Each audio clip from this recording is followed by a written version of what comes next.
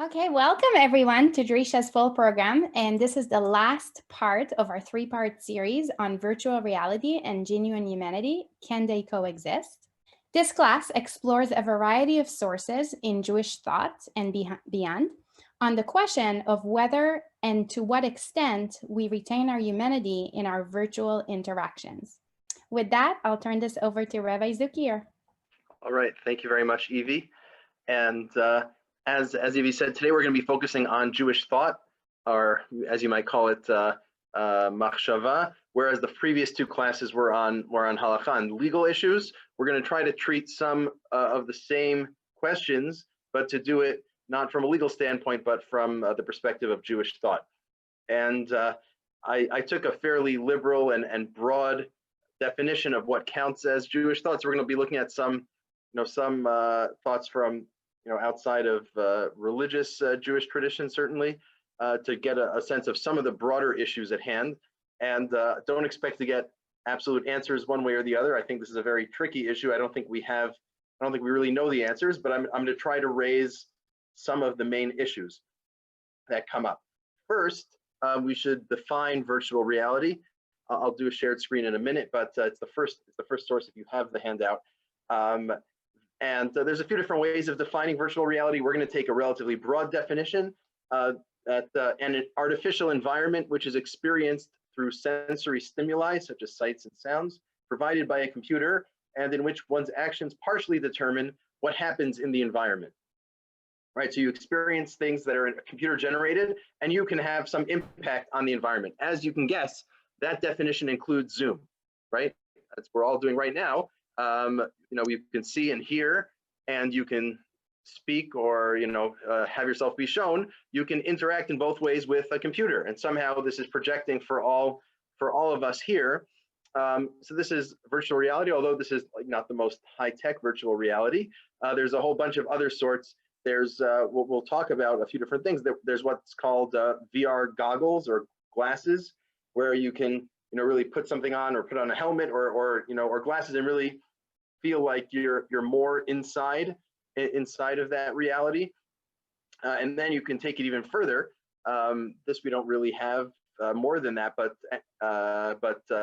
things like the movie The Matrix, for people who are familiar with that, where essentially they just tap into everyone's brain, and your body is stuck somewhere in some vat or somewhere else, and you're experiencing your whole life based on your brain being stimulated, and it's totally virtual. So there's different degrees and different forms of virtual reality. We're going to go with a broader definition, one that encompasses things like Zoom, but also is thinking about the larger issues and possible future technologies. And our question is going to be, what are some of the issues? Meaning, how should we think about virtual reality of the different sorts? Is it something that's really a necessary evil at best, or really a danger, something that we should be wary of? Should we end this here right now because it's happening over a computer rather than in person? Hopefully not. But maybe at best it's a necessary evil. Or are there some real opportunities, some positive things that can come about, at least at some levels of VR? I think this is not, maybe we haven't reached our highest potential in terms of the experience, but there actually are more virtual feeling sort of Zoom calls. You can feel like you're actually in a room with people, at least in theory. There are more souped up versions of these things that exist. So maybe if we climb that ladder, we'll find that there's some more inspiring or productive experience that can actually be a lot better. So that's our question writ large, and we're going to focus on a few different issues and try to see where Jewish thought comes out on each of them. So if it's okay with everyone, we're going to jump in to the share screen. I'll share the handout, and hopefully you all see here. First source had the definition that we read, and the first question we're going to deal with is the question of, should one be a techno-optimist or a techno-pessimist? And these are different orientations generally towards technology that exist, as you can guess based on the term. Some are more optimistic, some are more pessimistic. There are different terms for this. Some call it techno-utopianism. Whatever it is, different perspectives generally. I just found a nice definition here by Frank Diana. Techno-optimism is the belief that technology can continually be improved and improve the lives of people, making the world a better place. If you're a techno-optimist, you think technology has consistently improved our lives for the better and likely to do so in the future. Considering societal problems, the solution lies in technological innovation. There certainly are a lot of people out there who take this approach. And on the other hand, there's techno-pessimism. Pessimist is likely to believe that modern technology has created as many problems for humanity as it has solved. Pessimist believes that seeking more technology is likely to bring about new problems, unforeseen consequences, and dangers. Given that the pessimist sees technology creating its own problems, the answer to human progress often is a reduction of technological dependence. So this big picture are two overall approaches, and you can find a lot of people on either side of this. Maybe the best example of a techno-optimist, although he himself denies it, is Ray Kurzweil in his book, The Singularity is Near, from 15 years ago, although he still holds these views today, despite some of his predictions not having come true. But he's a big predictor of this thing called the singularity, that with time, we're going to keep upgrading our technology, upgrading our computers, integrating people with computers until we reach the singularity, where there's some sort of a melding between humanity and super advanced computers, and we're going to have all of these benefits. So as he says, he's talking about this future period where the pace of technological change will be so rapid, human life will be irreversibly transformed. And he says it's not utopian or dystopian, but he's pretty utopian about it. He thinks this is going to solve a lot of problems, make the world so much better. People will be able to live forever as long as they want, and we'll all be super smart, and we'll transcend all the limitations of our biological bodies and brains and have more control over our lives. So this is a very optimistic view of Ray Kurzweil. Maybe he's the most optimistic of people out there. There are more pessimistic views. For example, John Horgan here says, specifically about the singularity, this extreme idea that life is going to change in an irreversible way around 2045, 2050, and then everyone's going to be able to live forever. So he says, the singularity is a religious rather than a scientific vision. It's not realistic. It's the rapture, like the end of time in Christian tradition, the rapture for nerds, and people are yearning for transcendence. And really, we have a lot of actual problems on Earth, and we should use technology to solve them instead of dreaming about some world where that's going to solve the problems and be escapist. Also, there's a lot of techno-pessimists. You'll find their views reflected in movies or in books also, about all these worries about the robots taking over the world, these dystopian futures that are the result of technology.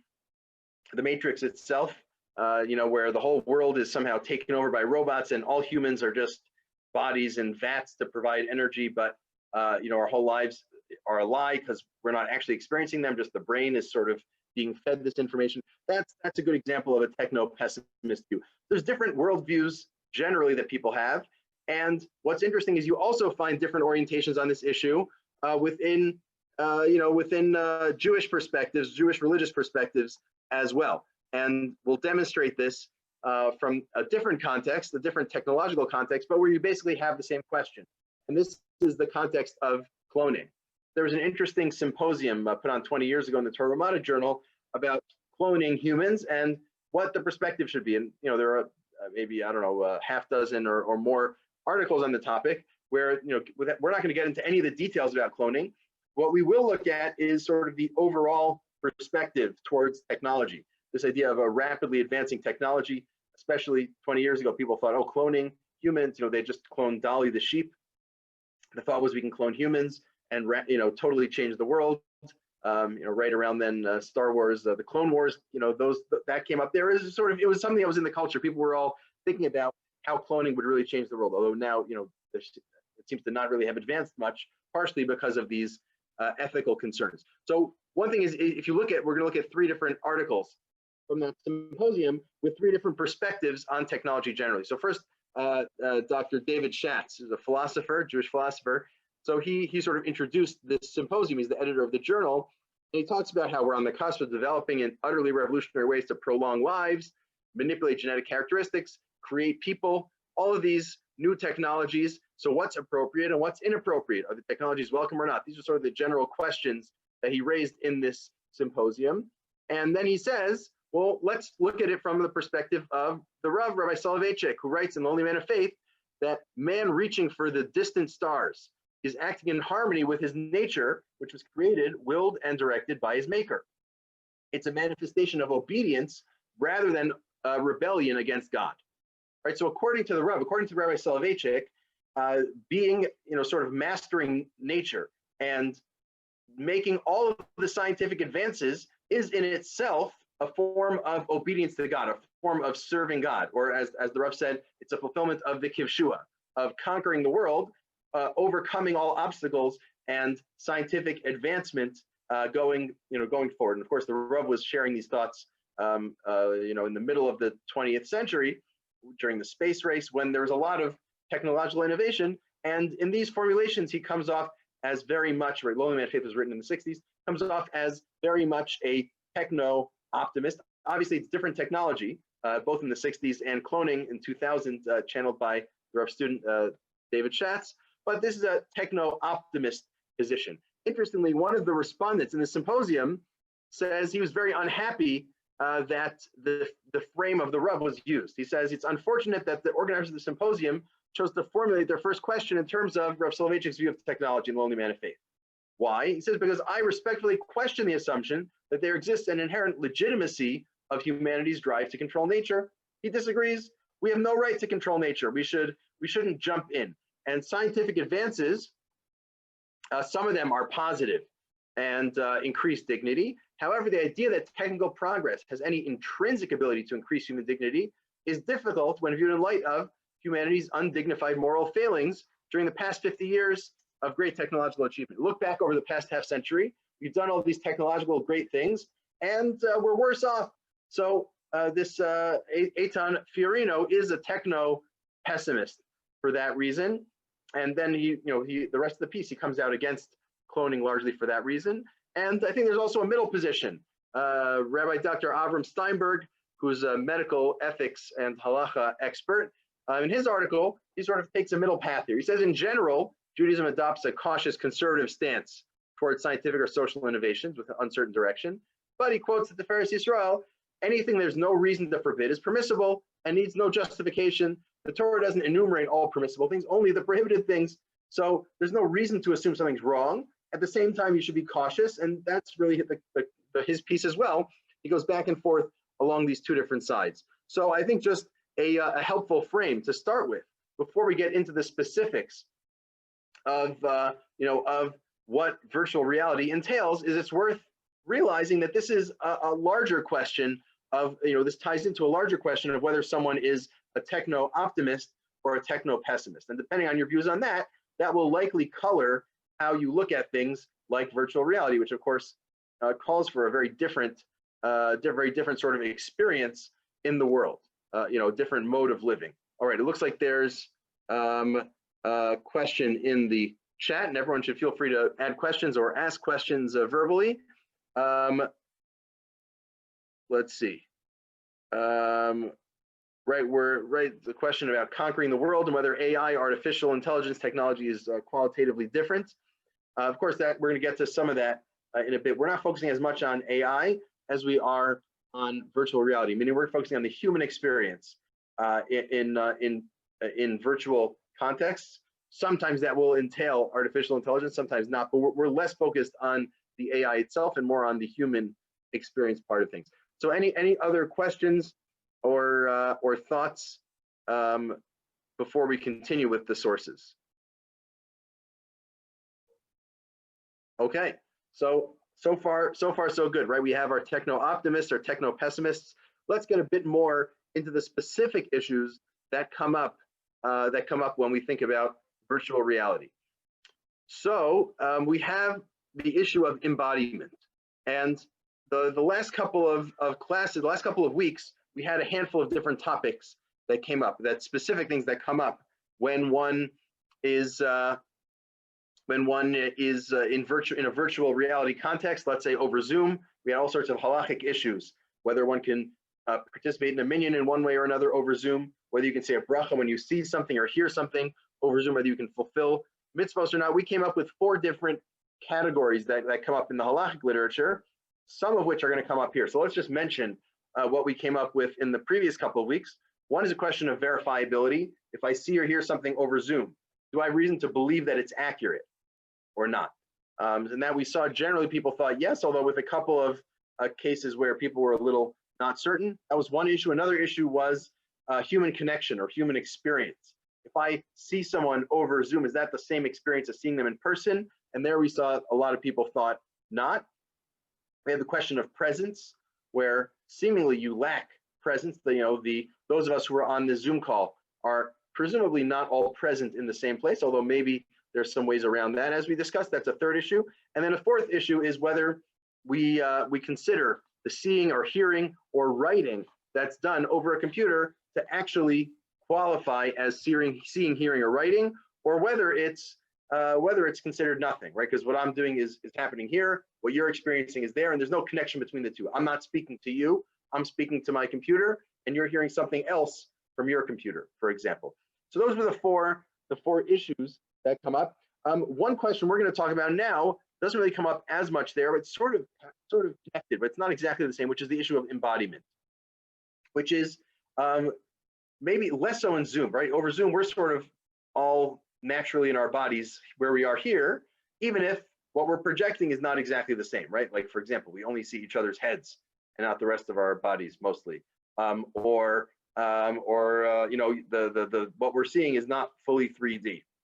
The angles on it. So there's something missing in terms of what we're seeing about each other, but ourselves, we all feel like we're here. As soon as you put on your VR goggles, right, your VR glasses, it's a lot harder to feel like you're fully present. It feels like you're sort of disembodied. I've never used the technology, but people tell me that. And certainly if you're in the Matrix, you might feel like you were there with your body, but actually what you're experiencing and where your body is have no connection to one another whatsoever. So this question of embodiment is sort of a new issue because it's very different.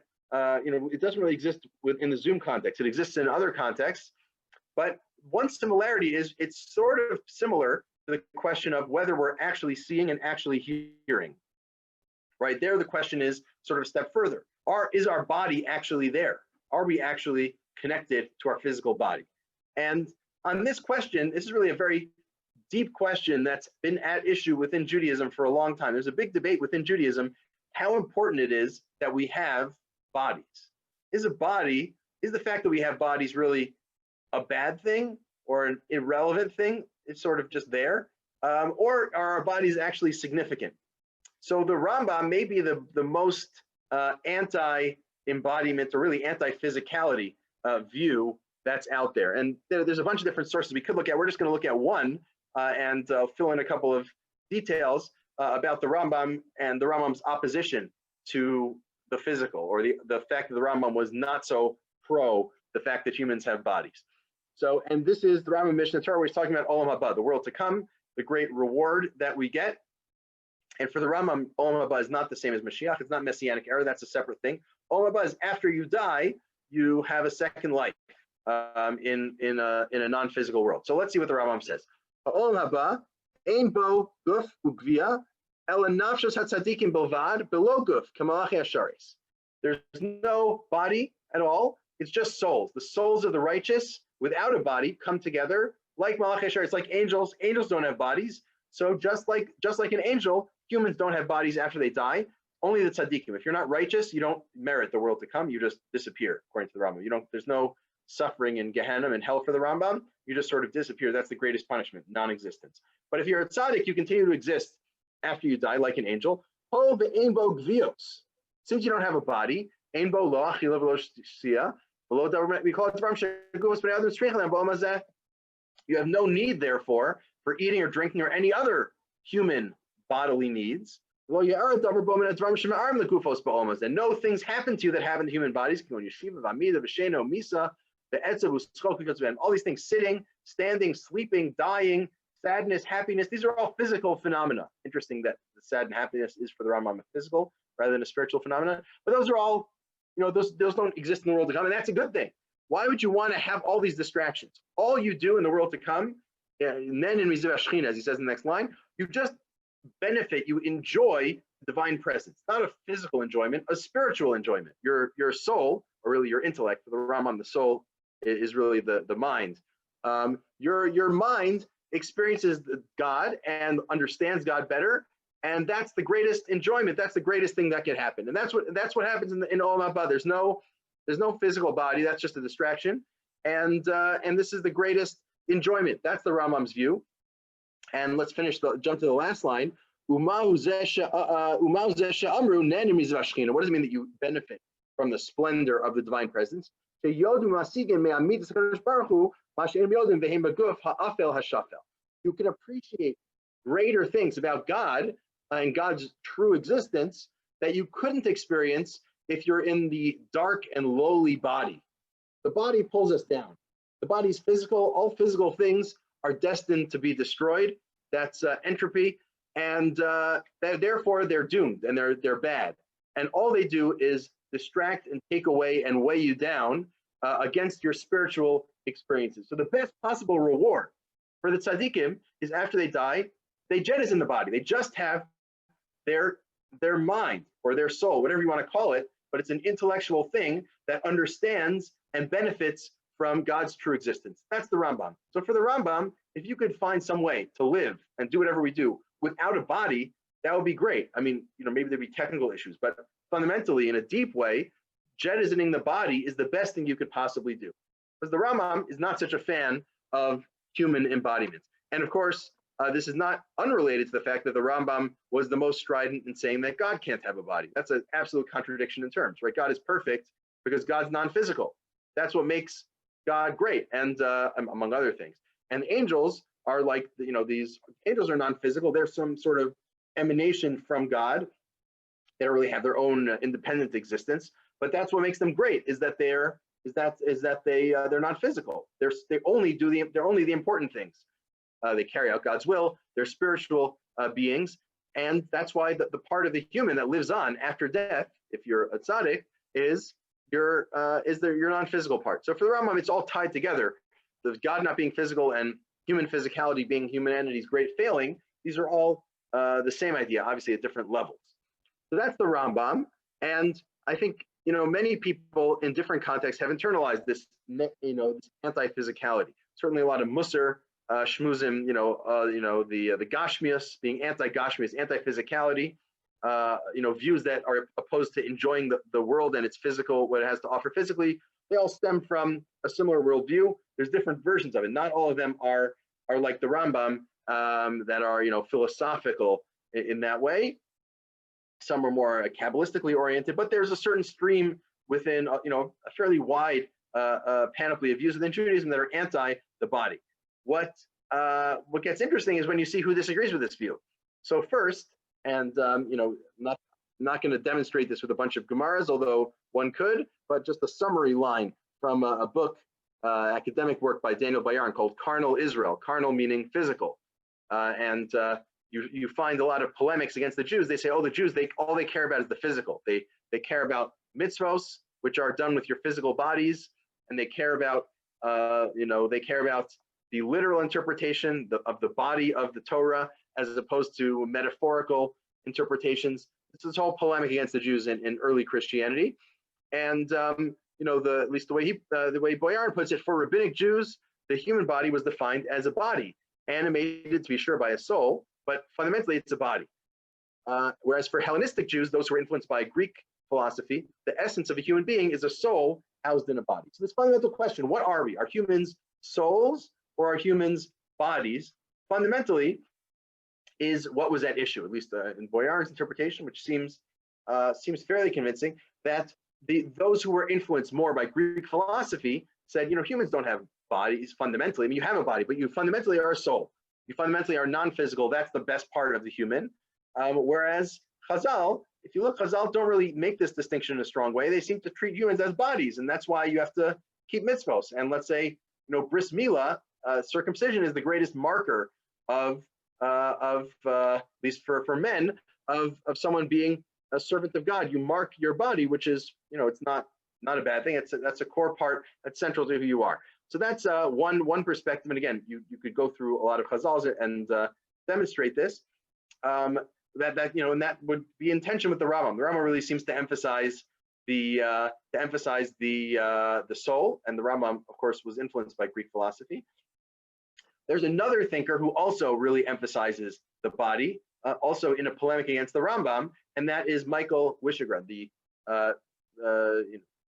relatively recently deceased Jewish philosopher. In his book, The Body of Faith, and that title means the body, take that literally, the human body and the body of Israel is important to faith, is important to religion. And that's why he says Jewish theology arises out of the existence of the Jewish people. The fact that Jewish people exist as physical beings, that's central to Jewish theology. The divine presence in the created order had to become embodied in a people of flesh and blood, right? If it was just pure light, then God could have appeared in totally illuminated form, just a spirit and idea, but that wouldn't work. And in his view, the body, there's a need to relate to the human body as people. And this is part of his theory we'll read the last line. There thus came about a visible presence of God in the universe, first in the person of Abraham and later his descendants as the people of Israel. According to Wishograd, God loved Abraham. That's the way he puts it. And therefore loved Abraham's descendants, the Jewish people. And this is, he takes it, that metaphor relatively literally, that it's really a love of the person, Abraham and his physical descendants. That's important to Michael Wishograd's theology. So from a few different angles, you might take the view that embodiment is really significant.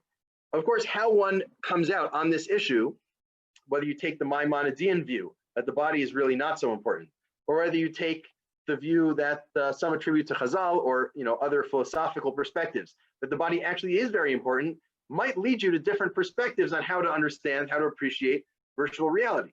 Meaning, if you had some way of, not Zoom, where we still really experience our bodies, but like a more souped up technology where really you could just like press a button and nothing physical about you will distract you, right? You can just, learn Gemara straight for 10 hours with no sense of your physical body, just focusing on the ideas. You figure out how to, some app to help you do that, some program to help you do that. So would that be a good thing or a bad thing? So, the more you're a Rambamist, the more you're a Maimonidean, you say, this is great. We can, it's like Me'ein Olam Haba. It's like you're almost having the world to come of ignoring the body, at least temporarily. That would be a great thing. Whereas if you think that actually, being a body, having a physical presence is important. It's not just about the mind. The body is central to Judaism. That view would maybe be a little more skeptical of that. We'll take a couple of more perspectives on this question of embodiment. One from Yuval Noah Harari, who an Israeli historian who's written some very interesting books, very thought-provoking books of late. So here he talks about, this is a book about 21 lessons for the 21st century. He talks about humans have bodies, and he talks about the impact of technology in various ways on the human body and the human experience. During the last century, technology has been distancing us from our bodies. We've been losing our ability to pay attention to what we smell and taste. Instead, we're absorbed in our smartphones and computers. So I think this is an argument that even without, virtual reality in an extreme sense, the fact that we're always on our phone, at least some of us, that phenomenon, or even being on Zoom a lot, that phenomenon leads to a sense of distancing from the bodies, or a sense of disembodiment. It says it's easier to talk to my cousin in Switzerland, harder to talk to my husband over breakfast. He looks at his smartphone instead of me, right? That shift in our reality is significant. And now he gets into a bit more specifics. Devices such as Google Glass and games such as Pokemon Go, this is known as augmented reality. Let's say Pokemon Go, right? So you like put on, you're looking through a headset of some sort, or through goggles or glasses, and you see what's in front of you, but you also see something superimposed on it by a computer. So that's augmented reality. You see both directly with your eyes, and you see something from a computer screen that's projected for you. So those games are designed to erase the distinction between the direct brain-to-computer interfaces, between online and offline, merging them into a single augmented reality. And then on a deeper level, biometric sensors and direct brain-to-computer interfaces, which are becoming more and more popular, right? People have this, you wear this watch and it tracks your heart rate and everything. So they aim to erode the border between electronic machines and organic bodies. And they literally get under our skin, at least more advanced technologies do. So he's pointing to these trends where both what you experience merges what's physically in front of you and what a computer is projecting. and even your physical body is merging with a machine, with sensors that see how you're doing and that see what you're doing. And as that trend continues, this is a real question of losing your body, losing your sense of body, your embodiment, right? Because how much are you seeing what you're seeing, and how much are you seeing what the computer is showing you? How much is your body your own, and how much of it is something that's imposed from the outside, to be able to help you ostensibly, but also may take away your identity. So this is an important thing to think about. And again, I think it goes to the question of embodiment. The more you care about whether you have a body or not from a Jewish perspective, the more this will or won't worry you. And now also another perspective from my friend Nadav Berman. He gave a recent paper on this, talking about VR glasses. And he says VR glasses seem to do away with the intuitive connection of the senses to the body, right? They detach between them. And he said it's often argued that VR glasses are a promising tool for overcoming interhuman hostility, enabling human beings to see and feel themselves as simply being the body of the other, right? If I could only put myself into your shoes, literally, maybe I can with VR glasses, maybe that would give greater empathy. That's the theory, but he comes down in a more skeptical view on that. And again, he says, well, you might define VR glasses as a fulfillment of Cartesian philosophical anthropology.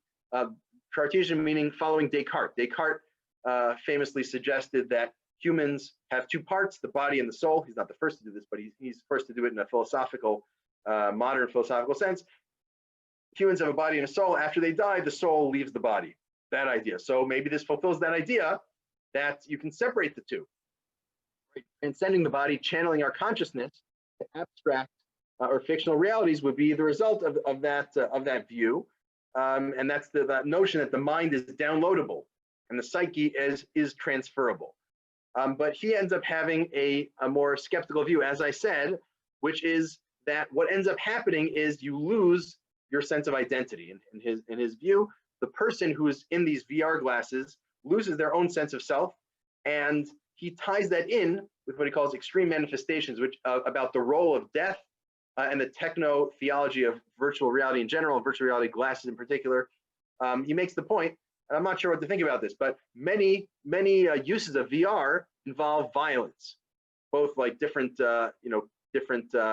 PlayStation games and the like that involve virtual reality for like shooting games.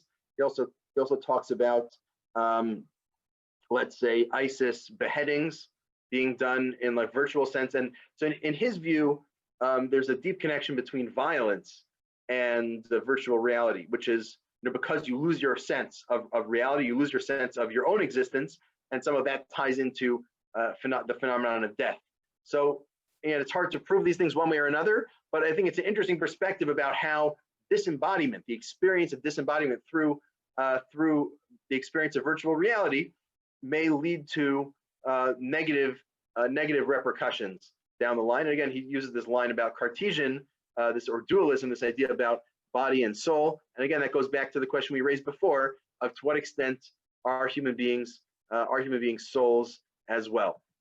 So I guess we'll pause now for any questions or thoughts on this issue of embodiment, which may be in some sense, the most significant issue with virtual reality, that you lose yourself in the tech. You really feel like you're fully part of it, and maybe you are fully part of it. Maybe you don't even have a sense of body, depending on which technology we're talking about, and how should that be viewed? It looks like there's a couple of questions here. Okay, right, so how far do you go? Joe's asking, would those against technology forego, I didn't catch the first thing, but MRIs and CAT scans and the like. So there's someone on this call who's a bigger expert in CAT scans than I am, but I'll answer this nonetheless, which is that yeah, I think you can draw the line, right? You can say that technologies are something that's useful sometimes. So when you need a scan, you go in and get your scan, get a CAT scan or whatnot. But to make it a part of yourself on a regular basis, where your whole experience is tied to virtual reality, is something you wouldn't necessarily want to do, right? And I don't think that's unreasonable. Meaning, people, even older tech, ultrasounds, right? So you can see things going on inside your body with an ultrasound, and pregnant women often will do that, or almost always, but that doesn't mean that you want to walk around where you can permanently see what's going on inside you. That would be a pretty weird existence, right? It'd be pretty uncomfortable if you could always see, where the blood is going in your body and what other things are going on. So I think you can distinguish between the two, between something that's a one-off, something that's something you do one time versus your very existence. A question about would the concerns about Zoom be the same for a phone call? So we got into that a lot the last couple of weeks. Some things are the same, some things might be different. I think our questions today are thinking a little bit relating to Zoom, but are mostly thinking with more advanced tech.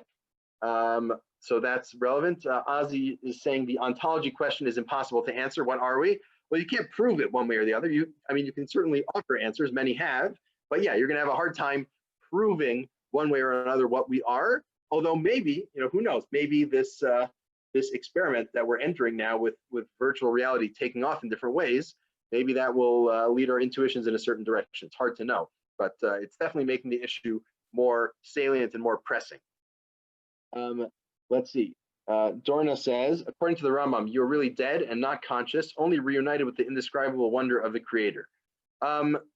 So after, I assume that's referring to after death, that you're really dead and not conscious. So I don't think the Rambam would say you're not conscious. I think the Rambam would say you are conscious, just you can't do anything physical, meaning your mind / soul is fully conscious and enjoying the divine presence, whatever that means.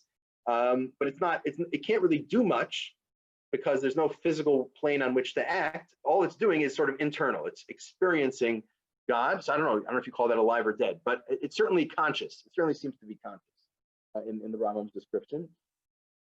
And now John says, is there a difference between losing your own identity and having a composite one made and losing any sense of human identity at all? Meaning, is there a difference? I assume this is a question of losing it completely versus replacing it or building on it, or singularitizing it in one way or another. Yeah, so I think there presumably would be a difference. And then the follow-up question that John's saying is, would people who attribute value to a body attribute value specifically to your own body? Meaning, let's say the people who are pro-body, the Michael Wishergrads of the world, would they have a problem with someone who says, I don't like this body, I'm gonna move to my other body, however you do that? Is there a problem there? I assume that they would say that's a fundamental form of alienation. That's not you. What do you you have a body, great, it's not your body, what are you doing? It's like you're mixing two different things together, right? Because the body is a fundamental part of you, as is your mind. And why would you give away body one and take on body two? I'm assuming that they would be opposed to that, although it's an interesting question. You could see someone coming up in the middle and saying, no, you just need to have a body. There's no such thing as your body per se. It seems like a less likely view, but it's an interesting perspective. Okay, any other questions or thoughts? Everyone feel free to put them in the chat or raise them verbally about embodiment. It's ironic that the questions people have asked so far about embodiment have all been disembodied questions in a chat rather than people actually asking them verbally and physically. But okay, what can you do? This is the reality of VR, at least low grade VR like Zoom. Okay, so if there's no further questions, let's jump back in to the shared screen. And again, we're going to come back to a topic we dealt with fairly extensively the last 2 weeks, which is that of human interaction, or you can call it human experience. And here, this is going to deal a lot more with things that are, this will include a lot more Zoom related things, and we'll deal with a lot of social challenges that have been increasing in, at least in the US and related countries, and maybe especially since the onset of the pandemic. So there was this, what I found at the time, very powerful article in the New York Times back in March of 2019, a good year before the pandemic, with the jarring title, "Human Contact is Now a Luxury Good." And it talked about how for many people, maybe they live alone, or maybe they're home alone most of the time, and having human contact is not as simple as it was, precisely because there are now so many technologies and ways of communicating that don't involve being there. It don't involve direct human interaction. So it talks about, Mr. Langlois, however you pronounce his name, 68, lives in a senior housing complex his wife is out of the house most of the time and he gets lonely. So he has a new best friend, which is a virtual cat named Sox, named after the Red Sox. And this cat can talk. It's programmed by people living in some foreign country. You get paid, minimum wage there, which is very little. And this is this person's main source of interaction, right? So consider a world like that and compare that to, I don't know, America 50 years ago, where this phenomenon of people living alone was a lot less common. And on the one hand, of course, this technology is better than not having it, right? It's better that this person has someone, even a virtual cat animated by foreign people typing. It's better that he has that than that he doesn't. But at the same time, what world have we created where, and this is not one person, this is a growing number of people, where just human interaction, human contact is becoming increasingly rare, is becoming a luxury good. And the question you have to ask is, okay, now, when this was written, Zoom wasn't as common. I mean, there was Skype, whatever, but now everyone's using Zoom all the time. It's becoming a lot more common. Is that better or not? Meaning, if I otherwise would have, when I wanted to check up on someone, I'd have to either call them, or more likely, if I want to actually see them, go there, drop in physically. And now I'll just make a Zoom call. And that's the direction we're moving in. Is that, does that provide the same thing? Is that a better world? It's more convenient, certainly, for the person who doesn't need to, drive over to wherever they'd be going. But what's lost along the way? What human interaction is lost? What's missing in a world where that happens? So that's, I think, one large question to ask, and to ask whether we aren't living in a dystopia where, we're using technology to actually empty human contact from our lives, because it gets so much easier to not interact with people, that now we're just not interacting with people. And I think this, of course, has gotten much more extreme over the past 9 or so months with COVID, where I think, obviously for good reasons, people have not wanted to come in close contact with others, especially elderly people. And and what does that do? And that creates an even greater challenge. Back Pesach time, many rabbis came out and said that if someone's lacking human contact, and over a long yontif, it may be very difficult for them. There was a heter, and there was permission given for calling them to check in on them, as on a case-by-case basis, if someone really needed the human contact. So the pandemic has exacerbated this challenge. And again, Zoom or a phone call helps, but it only goes so far. And that's the question, like, how far does it really go?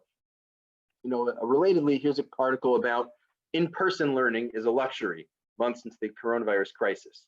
And that's this talking about education. And there's a question both at elementary and high school education, where it's difficult to do it in person because of all the distancing and spacing issues, and a lot of schools have stayed remote. And what's missing when you do it remotely? This article in particular was focusing more on colleges, and colleges saying education is a ticket to a different life, and we're not providing that right now. This is a profound tragedy with long-term consequences. Again, this is specifically about colleges, but you could use that last sentence about the profound tragedy with long-term consequences much more broadly. There's something really missing in terms of human interaction.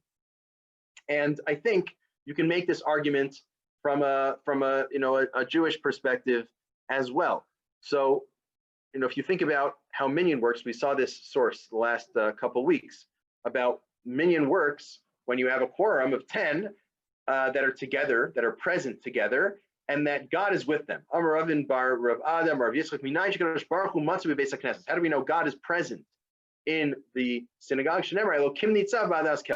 God is present in the congregation of God.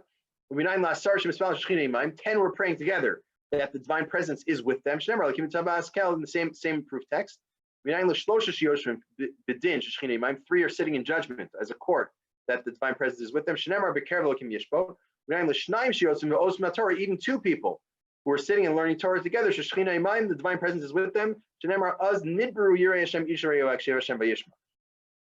Then the God-fearers spoke one to the other, and God heard, God listened and heard, and a book was written, etc. So we see here that human interaction, both in the context of Minyan and even beyond Minyan, even sitting in court, and even just learning together, 2 Jews learning together, brings about the divine presence. It's very important having this interaction. And this is taken a step further by Rav Dov Zinger, who's a rabbi in Israel, principal of a high school, and really of a spiritual movement. So we'll look at a couple of his teachings in terms of human interaction and its ability to bring about the Shekhinah. So first of all, this pasuk, this verse that was quoted at the end of the last source, Az nidbru yireh Hashem Yisrael. The Gemara says that two Jews who are learning Torah together, that brings about the divine presence. But Rav Dov says, if you read the pasuk in a straightforward way, it says Az nidbru yireh Hashem Yisrael. Then two God-fearers spoke to one another. The very speaking to one another, even if there's no words of Torah, that also brings about the divine presence, and not just any sort of speaking, but nidbru. It's a sort of a funny formulation in the passive, sort of be spoken one to the other. However, whatever that means, but the way he understands it, it means a deep sort of speaking, a speech, a conversation where you really appreciate the other person for who they are, you appreciate their presence. That's a case where God wants to listen. If you're having a serious, deep conversation with a fellow person, a fellow God-fearer, God wants to listen in on that. God will write a book of reckoning before God for those who fear God and those who think of his name. So, people who really fear God, who care about God, having these conversations with one another is a spiritual experience and brings about God's presence. He quotes the Shar Kavanos from the Ari, from an early Kabbalistic source, and it spells out this pasuk and this idea. It says, "Ubefrat avas hachaverim sha'oskim b'Torah biyachad." Two friends who are learning Torah together. Everyone has to consider themselves like they're a limb of their fellow, like they're all one body of Israel, you might say, and that have shared limbs. They're each one is a limb of the other. Especially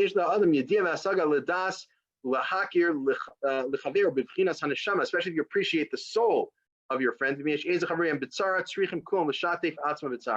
friend is in pain, you should feel their pain.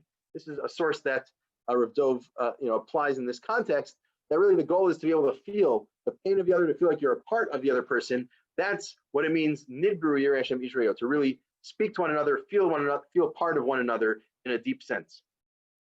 And he makes the point here in source 18 that this is really hard to do virtually. He says, we always share things, and he's talking about sharing on WhatsApp. You share this, you share that, because we're seeking human connection. But human connection, as he says, "Avo smiley b'telephone no tmuna b'Facebook you kenim kol sheyu einam sicha chavirit." Sending someone a smiley picture, a smiley face on the phone, or a picture on Facebook. That's not a true conversation between friends. It's not a true interaction. And it doesn't come from the heart. It's not coming from truth, and all it does, it doesn't even weaken that sense of loneliness.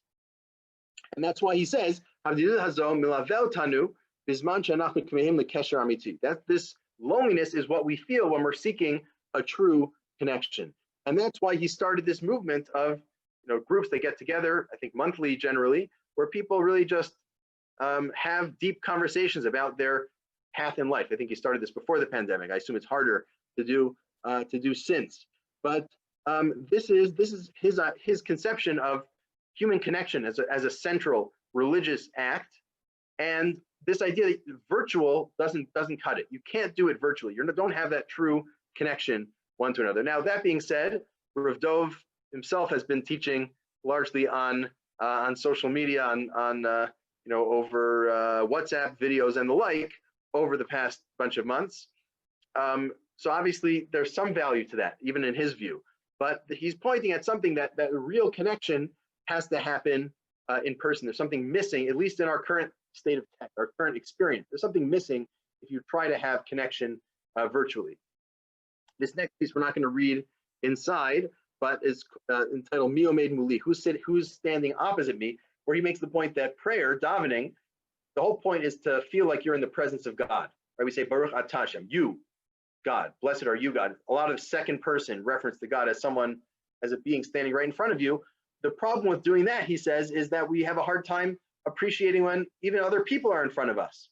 We're constantly distracted. We don't have that focus. So it's going to be even harder to speak to God if we don't know how to speak to each other even. Again, that's this idea of really appreciating the atah, appreciating the other, the other person opposite you in every sense, and building that connection, and then being able to transfer that and speak to God as well. So that's Rav Dov's conception of human connection again, and the challenges of doing it without indirect connection. I think it's also relevant to think about this in light of the philosopher Emmanuel Levinas, French Jewish 20th century philosopher, where maybe his main contribution to philosophy is this idea of the face of the other. And here's a summary of his teaching here. We'll read it from the Stanford Encyclopedia of Philosophy. It's notoriously hard to read and understand Levinas, even in translation, and maybe especially in translation. He says, as individuals, we are always already in social relations, marked by a remainder of responsibility. We've always already been impacted by the expression or the face of the other. Yet because of the immediacy of this impact, resists conceptualization. It's very hard to appreciate what it means to encounter the face of the other. We tend to overlook the force the other's address has on us. We don't necessarily appreciate that force, that commanding force that seeing the face of the other has. So what is that? The other's facial expression or bodily posture affects me before I begin to reflect on it. As indicated, it is dual, a command and a summons. Naked and defenseless, the face signifies, with or without words, do not kill me. It opposes a passive resistance to our desire for mastery, wherein our freedom asserts its sovereignty. Right? So we humans have a natural desire to assert sovereignty, to control things. And the reason why we don't immediately do that to another person is because their face calls out and says, do not kill me. We'll continue reading, then I'll give some context. Levinas speaks of the face of the other who is widow, orphan, or stranger. And while these are biblical figures, he argues that we encounter them concretely even before transcribing them into religious allegory. Even if we don't know the pasuk about having compassion for the yasom, the almana, the ger, even if we don't know the pasuk, we appreciate it sort of internally as almost a reflex.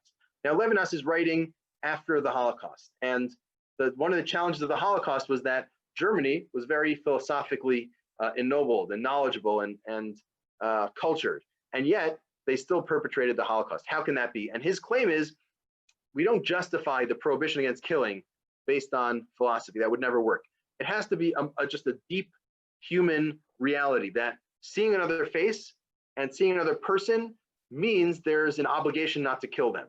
The face of the other itself commands that we not kill them, that we have compassion for them. So that's Levinas's view. That's almost the foundational basis of everything in his view. And of course, that would mean that no philosophy, no Nietzschean Superman philosophy could ever justify something like the Holocaust, because the most basic aspect of any philosophy has to be this idea of compassion and preserving the other. So the question here, if you take a Levinas view of the face of the other, is, do we really have that same reaction? Do we really have that same experience of seeing the other and immediately that being, almost a reflexive response of, I cannot kill this person. I need to have compassion on this person. Does that work in a virtual context? And I didn't cite sources on it. Maybe it's a tricky thing to think about. But one place where this comes up is, and very much in the virtual reality context, is with drones. Right? Drones are unmanned airplanes, but there's a person controlling them. Right? Sometimes they work automatically, but many of them, certainly the U.S. Army has many drones that are actually controlled by someone in the U.S. Remote control. They're controlling a drone that's flying out in the Middle East somewhere, or Afghanistan, or wherever it is, and it drops a bomb and it kills someone. And they found that there's somehow a greater, a more painful effect on the psyche of these soldiers controlling these remote controlled drones than there is on soldiers who are physically on the ground and killed. Because you're killing in a way, you're killing in a way that's detached from any compassion, that's detached from any direct experience. And that dissonance between the fact that you're having an impact on people's lives without actually being there, only seeing them over a screen and not in person, apparently psychologically has some major impact. So again, it's hard to quantify this exactly, but this is something that's worth thinking about, the face of the other in a Levinas philosophy sense, and what happens when you only have a virtual face. Is there something that's really lacking there? So any Any questions or thoughts on that? I see someone saying, could you imagine what it would be like going through the last 9 months of COVID without computers and Zoom? And of course, right, that's an important point, right? For many, Zoom has been a lifesaver. I'm assuming for everyone in this class, you probably wouldn't be, in a class right now if not for Zoom. Of course, it's done a lot of wonderful things. And the question is, that's definitely the case, but does it also have something that's lacking, or does it replace, physical interaction in a way that that may mask larger problems or may lead to larger problems, right? So 100%, there's a lot of positive in Zoom, and we're about to get to one thinker who thinks that in an extreme way, the positives of the virtual.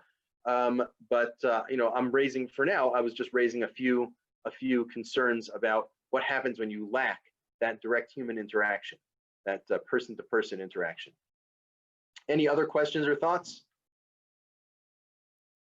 Okay, now we're going to jump back to the handout and jump to Rav Shagar, who has really a fascinating idea about, built on this idea of virtual reality. And he wrote this, I don't know, he passed away almost 15 years ago. So he wrote this well before Zoom was being used.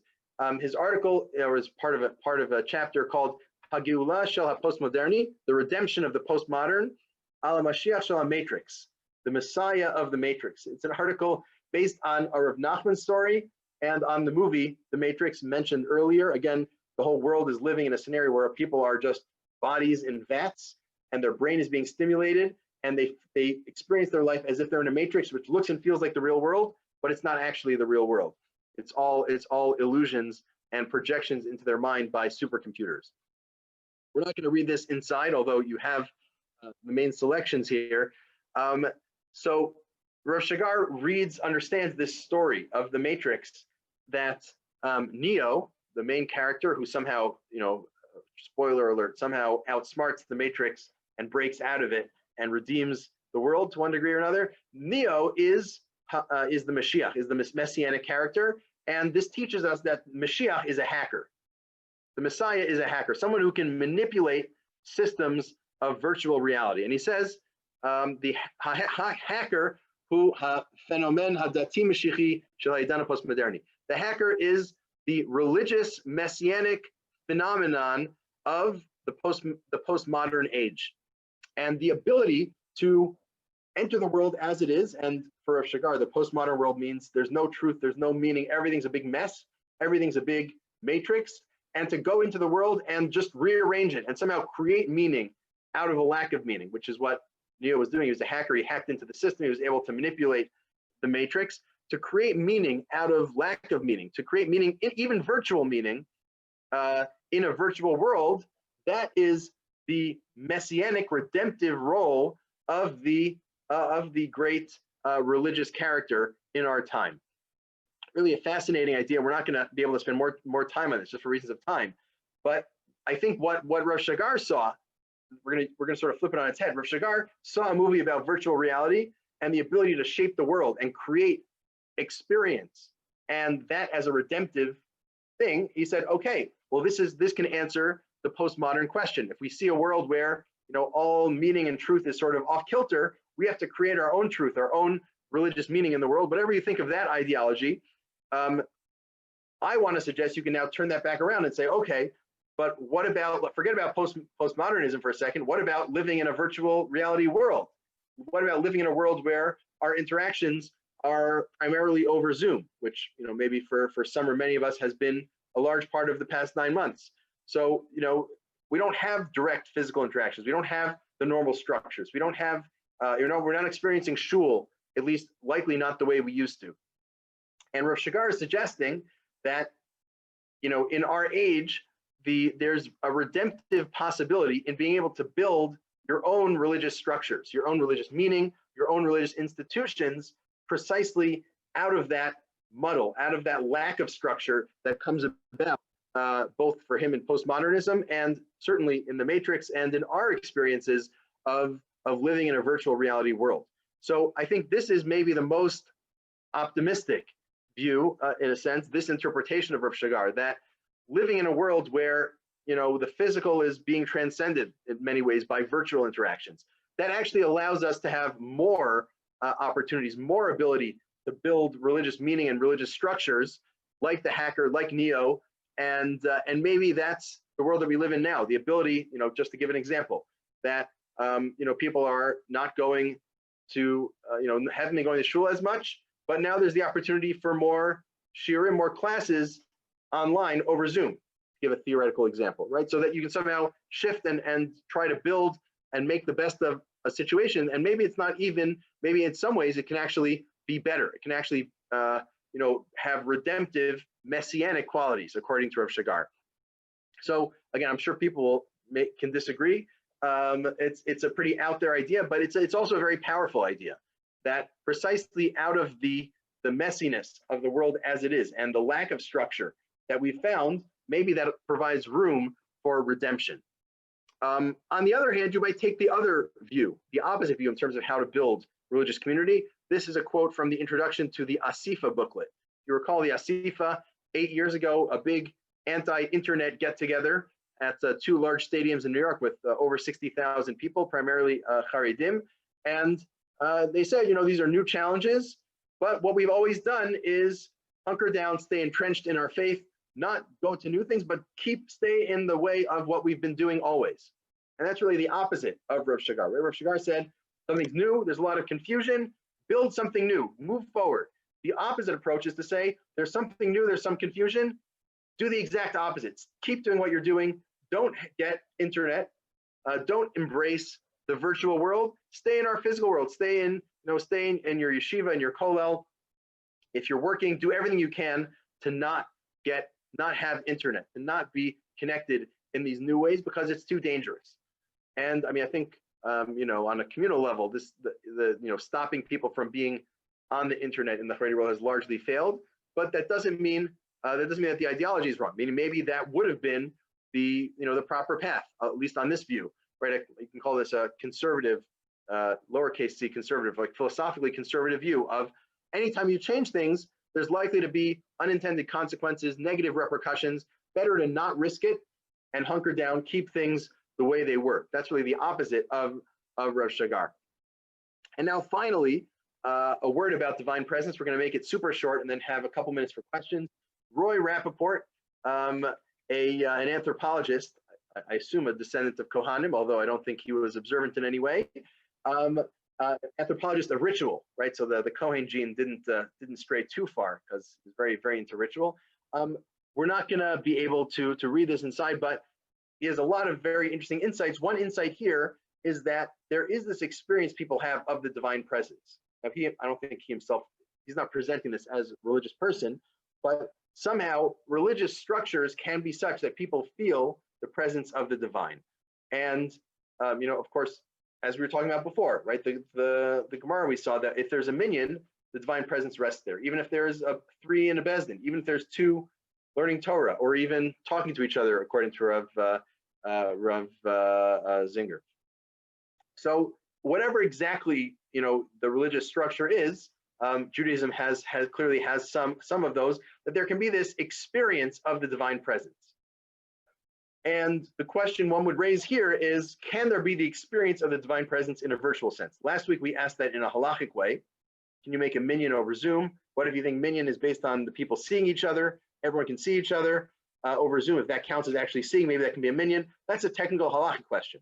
But I think you also want to ask this more, I don't know if you call it philosophical or ritual theory question of, can one experience the divine presence in a virtual interaction? Does that work in terms of the experiential phenomenological side of things? And maybe that plays an important role too. I mean, just like, depending on how you understand Ma'amad Har Sinai, the standing at Sinai, the experience of God, according to some views, I think Rabbi Soloveitchik says, it doesn't mean that experiencing God isn't the same as God actually appearing, because God isn't really visible. What would that mean?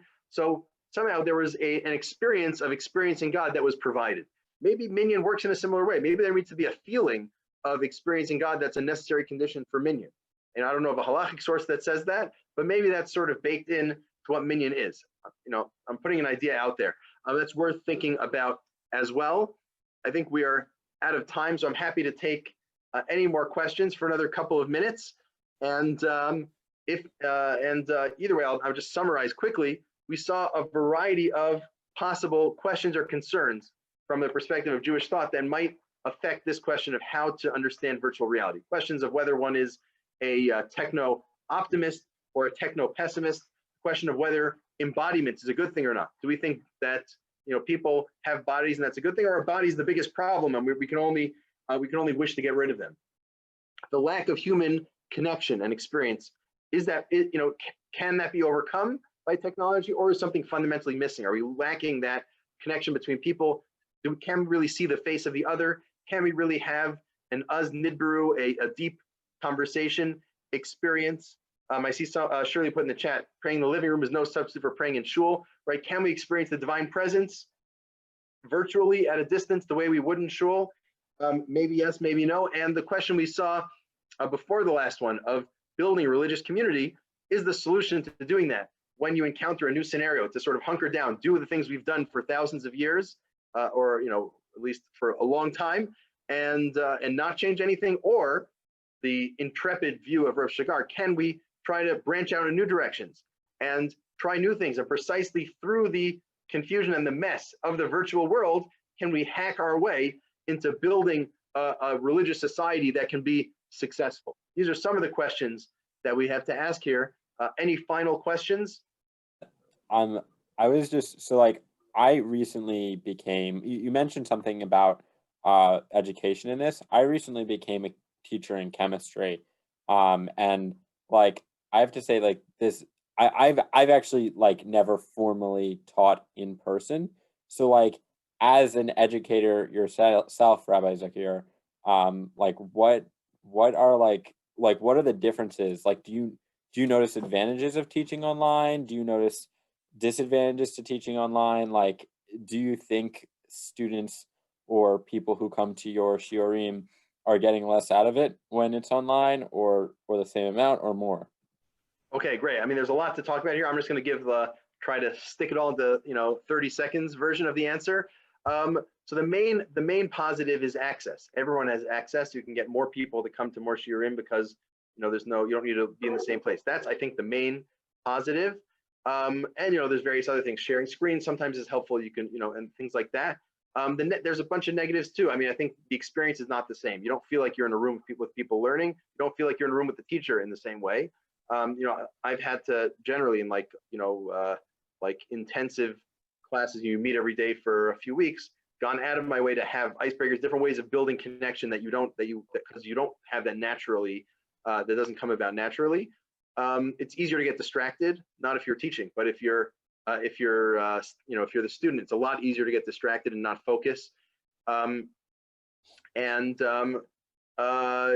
Yeah, and I think the experience is somewhat lacking, meaning sometimes you can be in a class and really just feel like this is, I don't know, I've had this experience as a student, feel like you're back in Mammon Har Sinai, like you're really getting the Torah anew, and it's harder to do that virtually, I think, for the reasons that we said. You don't have that sense of divine presence when a group of Jews are learning together. It's harder to feel that, at least. So I think that's the short answer of some of the pros and cons. But again, the idea of access, the fact that we're all learning together, who would be going out of their home to a in-person class at this hour of the night? Maybe not as many people. So that's a real positive. And who knows, maybe the tech will improve, and that will answer some of the questions this year in terms of the experience being better. But yeah, great question. A lot to think about. Any final? Yeah, Shirley.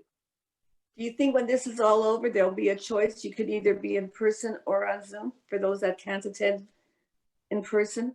And there are people who can't get out.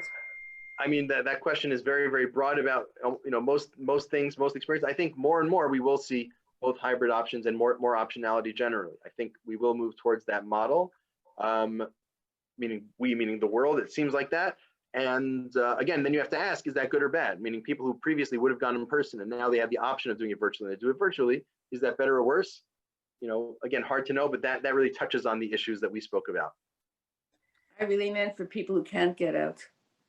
Yeah, oh, for sure. So for people who can't get out, I think it's a wonderful, added access and opportunities. I think it's a wonderful thing, and I think that will continue. Yeah, because I miss hugging people. for sure. I think we all do. Yeah, 100%. Yeah. Okay, thank you everyone for learning together. It's been, as together as we have been. I guess that's a philosophical question. And Evie has a couple of announcements. Thank you first, Rabbi Zuckier, for a great final class in this series. And thank you to everyone who joined us today on Zoom, on Drisha Live, and on Facebook. We continue our full program tomorrow, Tuesday at 1 p.m. with the final part in the series, Living and Dying with Dignity, Themes in Halacha and Medical Decision-Making with Rabbi Reifman. In addition, we have many more classes happening right now. You can find out more information as well as the registration links on our website at www.drisha.org/classes, or you can watch live at www.drisha.org/live. Rabbi Zuckier, are you trying to get my attention? Yeah, I should add, for those who are interested, on January 1st, Friday morning, we haven't publicized this yet, but the plan is to have I'll be teaching a class called The Blessing of 2021 about the COVID vaccine and what bracha or yehi ratzon or what prayer one should say when receiving it, some recent discussion on that, hopefully looking ahead to a more positive, blessing-filled 2021. So everyone's invited to that. Stay tuned for publicity around that. Wonderful. Thank you again for this opportunity to learn with you, Rabbi Zuckier, and for all other upcoming opportunities. And again, thanks to everyone who attended. We hope to see you soon at the classes that we mentioned and at all other classes at Drisha. We love having you. Have a good night, everyone. Good night.